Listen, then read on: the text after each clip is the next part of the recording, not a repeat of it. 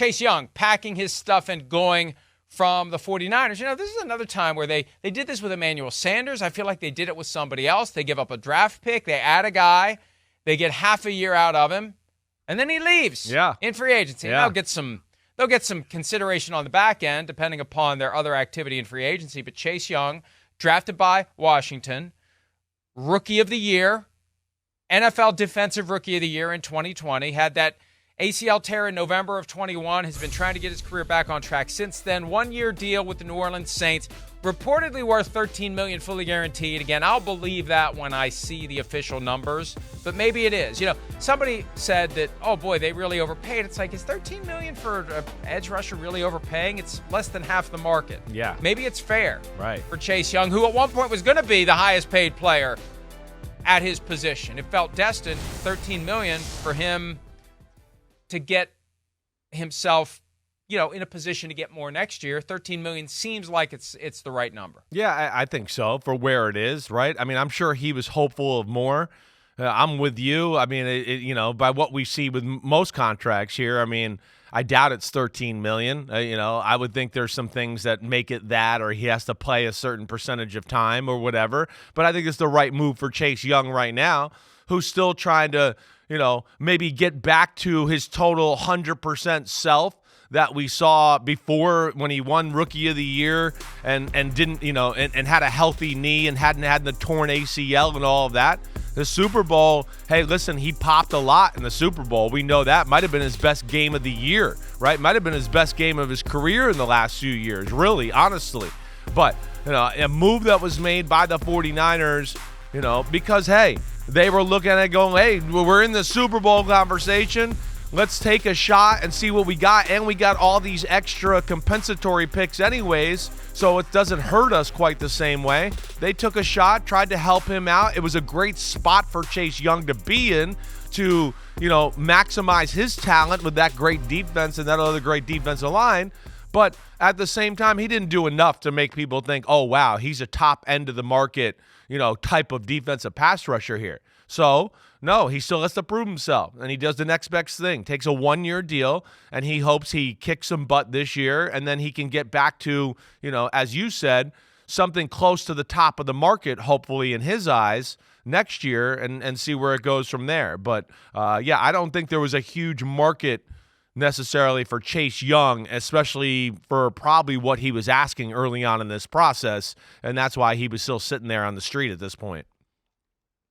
It's funny you mentioned his performance in the Super Bowl. I'll peel back the curtain a little bit, and Shireen won't mind this. She's the one who texted on the PFT writers thread that the Saints overpaid for Chase Young. And my response was, I vaguely recall sitting in the press box at the Super Bowl and somebody who was sitting near me suggesting at one point that he could be the MVP of Super Bowl 58. And it was Shireen. Because there was a weird time there where the 49ers were winning, and the Chiefs hadn't really blown it out. Yeah. And who's the MVP Nobody right had statistics now? that made sense except for maybe McCaffrey. And Chase Young had been disruptive. Yeah. And, Juwan Jennings at one point, Pete, his name was kind of like percolating because he threw a touchdown pass. Technically, it wasn't like he read the defense and fired a laser. He just threw the ball back across to Christian McCaffrey, who did the rest. But McCaffrey had that fumble on the first drive. So does that disqualify him? And she mentioned Chase Young at one point. So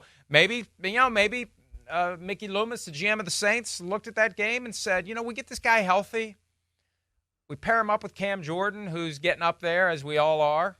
We're all getting older every single day. We ain't getting younger.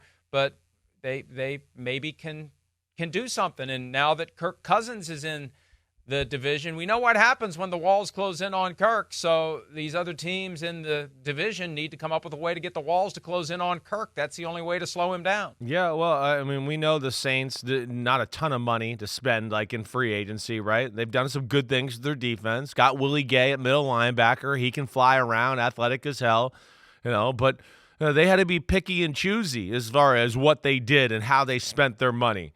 And, they're in kind of a retool, reconfigure the football team post-Sean Payton era here.